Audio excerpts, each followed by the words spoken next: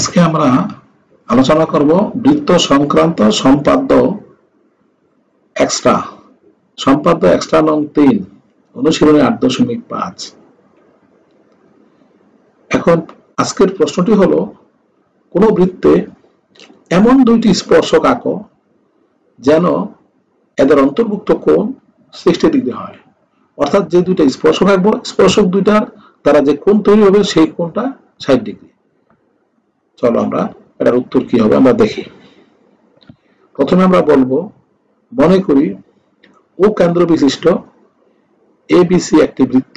এই পাশে যে চিত্রটা আছে লক্ষ্য করো। উক্ত বৃত্তে এমন দুইটি স্পর্শক আঁকতে হবে যেন তাদের অন্তর্ভুক্ত কোণ 60 ডিগ্রি হয়। তাহলে আমি অঙ্কনের শুরুতে আগে বলবো, আমরা বৃত্তের যে বিন্দুতে স্পর্শক আঁকবো লম্ব আঁকতে হবে। তার কারণ স্পর্শক এবং স্পর্শ বিন্দুগামী ব্যাসার্ধ পরস্পর লম্ব। এই জন্য আমরা যেই বিন্দুতে আমরা স্পর্শক আঁকবো সেখানে লম্ব আঁকতে হবে। লম্বটাই হলো স্পর্শক। এখন অঙ্কন, এবিসি বৃত্তের বহিস্থ বিন্দু ডি লই, ওডি যোগ করি। ও বিন্দুতে ডি ও এ কোণ সমান 60 ডিগ্রি এবং ডি ও বি কোণ সমান 60 ডিগ্রি আঁকি।